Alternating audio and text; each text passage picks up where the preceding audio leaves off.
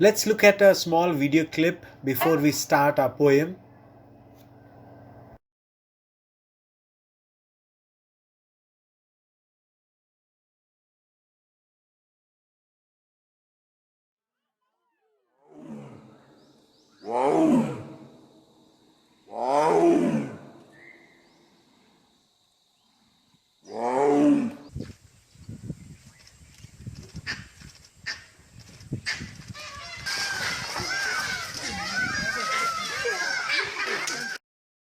Good morning, students.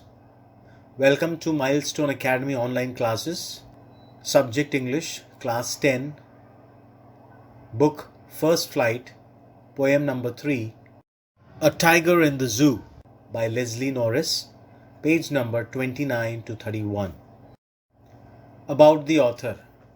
George Leslie Norris, 21st May 1921 to 6th April 2006. Was a prize-winning Welsh poet and short story writer. Up to 1974, he earned his living as a college lecturer, teacher and headmaster. From 1974, he combined full-time writing with residencies at academic institutions in Britain and the United States. Let's know the objective or the theme of the poem. The importance of freedom, the danger of deforestation and blessing of forestation. Animals will be happy only in their natural habitat, preserving the environment and earth. Let's read the introduction of the poem. The poem, written by Leslie Norris, explains the agony and helplessness of a caged tiger that lives in a zoo. The poet explains what his life could be if he had been a free animal. The poet has tried to explain about the condition of animals that are caged by human beings for their own fun. Now look at the key points of the lesson.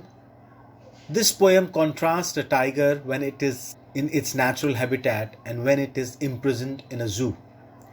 On a starry night, the poet sees a tiger in a zoo. The tiger moves slowly up and down in his cage. The tiger is full of rage but is quiet in his helplessness. The poet is moved to pity for the tiger. The poet says that the tiger should have been in the jungle. But sadly, the tiger is locked behind bars in a concrete cell. The tiger does not take any notice of the visitors. The tiger is no longer free to move in his natural habitat. Let's read the stanza 1 of the poem.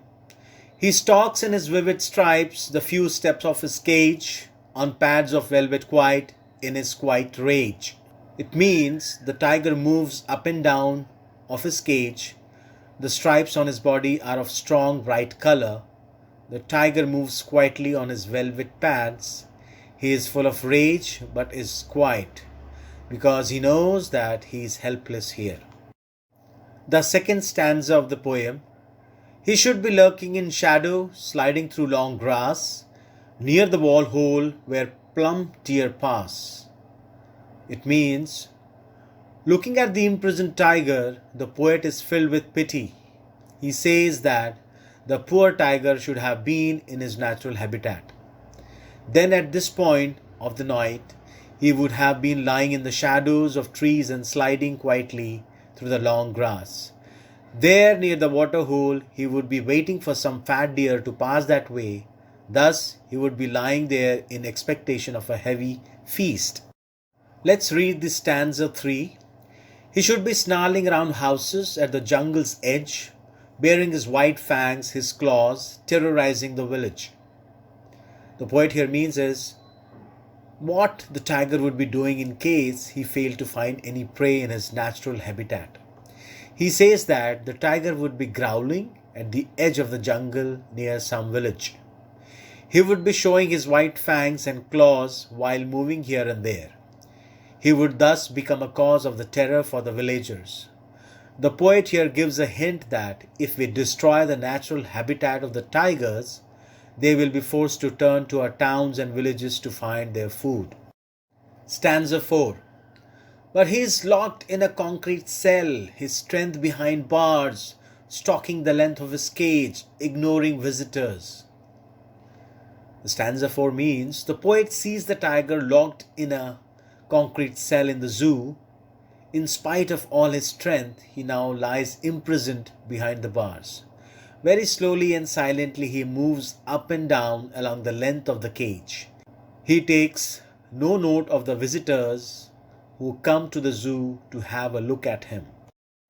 The final stanza 5 says, he hears the last voice at night, the patrolling cars, and stare with his brilliant eyes at the brilliant stars. It means the tiger knows no rest during the day because of the visitors. Even at night he remains disturbed due to the noise of the patrolling cars. He keeps staring at the brilliant stars with his brilliant eyes. Perhaps he is asking heaven why he has been imprisoned there.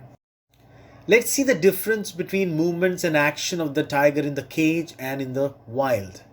In the cage, stalks in his quiet rage, stalking in the length of this cage, ignoring visitors, hears the last voice of the patrolling cars, stares at the stars.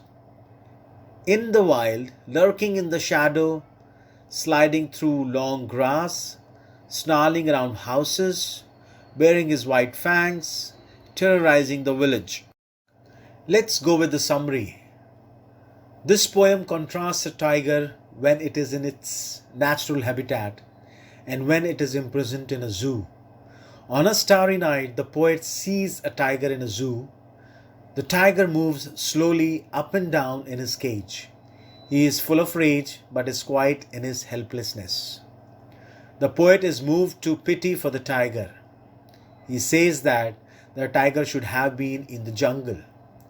He should have been moving quietly in the shadows near some waterhole and waiting for a plum deer to pass that way. But sadly, he is locked behind bars in a concrete cell. He does not take any notice of the visitors and is looking at the brilliant stars with his brilliant eyes.